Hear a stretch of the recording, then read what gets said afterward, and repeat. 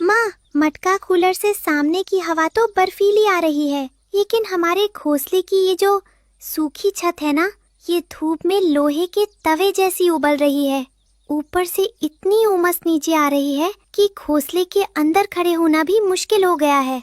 इस छत का हम क्या करें माँ? तुम ठीक कह रहे हो कुकू, सिर्फ हवा ठंडी करने से काम नहीं चलेगा। जब तक हमारे आशियाने की छत और दीवारें सूरज की इस सीधी आग को नहीं रोकेंगी, तब तक सुंदरवन का कोई भी पक्षी चैन की सांस नहीं ले पाएगा। मुझे इस तपती छत को ठंडा रखने का कोई बड़ा और पक्का देसी जुगाड़ सोचना ही होगा। एक तरफ रानो पूरे जंगल की भलाई सोच रही थी, तो दूसरी तरफ पुरानी सीख भूलकर गोरी कौवी का घमंड फिर जाग उठा। उसने शहर से सीमेंट और लोहे की चादरें मंगाकर जंगल का पहला पक्का घोंसला बनाना शुरू कर दिया। जरा देखो तो पूरे सुंदरवन के देहाती पक्षियों, तुम लोग रोज रोज मिट्टी और तिनके बटोरते थक जाओगे। मेरी कोरी ने शहर के ठेकेदार को बुलाकर इस मजबूत पेड़ पर सीमेंट का पक्का बंगला बनवाया है। अब चाहे आसमान से आग बरसे या तूफान आए, हमारा बाल भी बाका नहीं होगा। अरे ओ रानो, देख रही हो मेरा पक्का महल? तुम्हारी तरह मुझे रोज घास उखाड़ने दलदल में नहीं जाना पड़ेगा। शहर के इंजीनियर ने कहा है कि ये सीमेंट का घर कभी गर्म नहीं होता। तुम और तुम्हारे दोस्त अपनी झोपड़ी में ही गुजारा करो, हम तो इस आलीशान बंगले में राज करेंगे।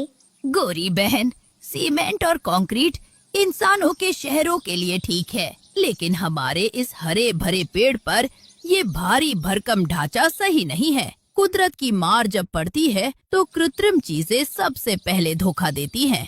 तुम तोता ही रहोगी हरिया, अपनी सूखी चोंच बंद रखो और हमारे इस पक्के महल की चकाचौंध देखो। रानो चिड़िया ने गोरी की बातों पर ध्यान नहीं दिया। वो तुरंत कुकू और बंटी कबूतर को लेकर गहरे जंगल की उसी नम वादी की तरफ उड़ चली, जहाँ हरी खसकी घास और विशेष जूट के बोरे प्रचुर मात्रा में मिलते थे। रानो के दिमाग में इस बार एक घोंसला नहीं, बल्कि एक थर्मल इंसुलेटेड जादुई घर बनाने का विचार था।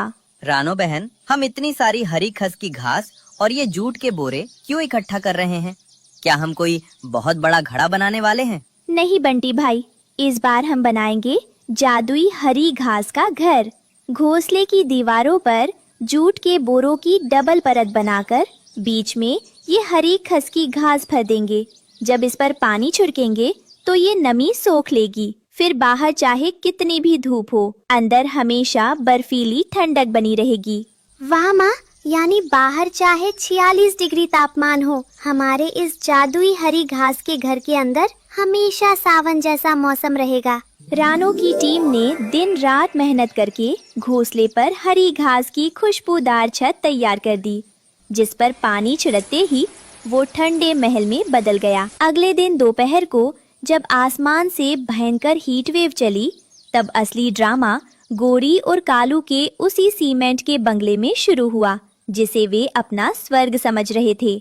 ओए होए कालू, ये क्या हो रहा है? इस सीमेंट की दीवारों को जरा छूकर देखो, ये तो जलते हुए अंगारे जैसी गर्म हो चुकी है। घोंसले के अंदर हवा पूरी तरह बंद है और ये कंक्रीट की छत तो हमारे सिर को पिघला देगी। ओफ, मुझारपुराहट हो रही है। अरे बाप रे, मेरी पीठ चल गई। कोरी, शहर के इंजीनियर ने हमें धोखा दिया।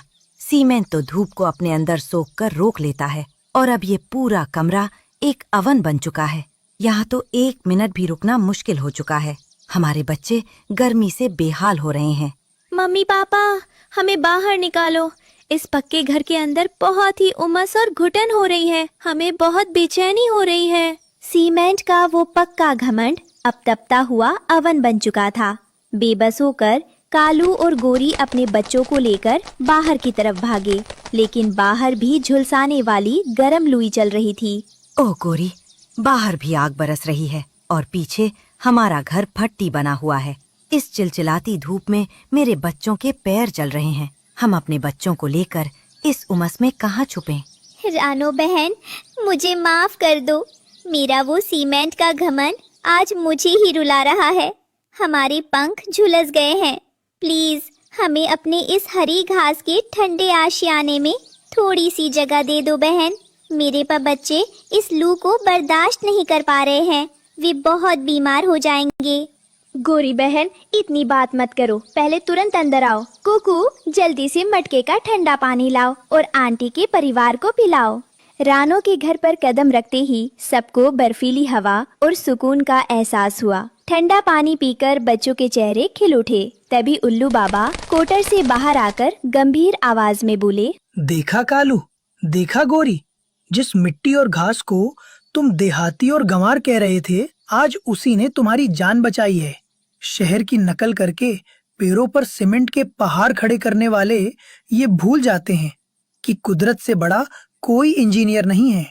रानो का ये हरी घास का घर इस बात का सबूत है कि सादगी और प्राकृतिक समझदारी में ही असली सुरक्षा है। उल्लू बाबा, हमें हमारी भूल का एहसास हो गया है। पैसा और कंक्रीट कभी कुदरत का मुकाबला नहीं कर सकते। तो मेरे प्यारे दोस्तों, आपको हमारी आज की कहानी रानो चिड़िया और जादुई हरी घास का घर कैसी लगी? क्या आपको भी लगता है कि दिखावे के पक्के मकानों से बेहतर हमारी प्रकृति की गोद और ये देसी जुगाड़ हैं? अपनी राय नीचे कमेंट बॉक्स में जरूर लिखना। अगर इस कहानी ने आपके दिल को छुआ हो और आपको इस गर्मी में थोड़ी ठंडक दी हो तो वीडियो को एक प्यारा सा लाइक दें, अपने दोस्तों के साथ शेयर करें और हमारे चैनल को सब्सक्राइब करना बिल्कुल ना भूलें। मिलते हैं अगली अनोखी कहानी में। तब तक के लिए प्रकृति के साथ रहें, सुरक्षित रहें। धन्यवाद।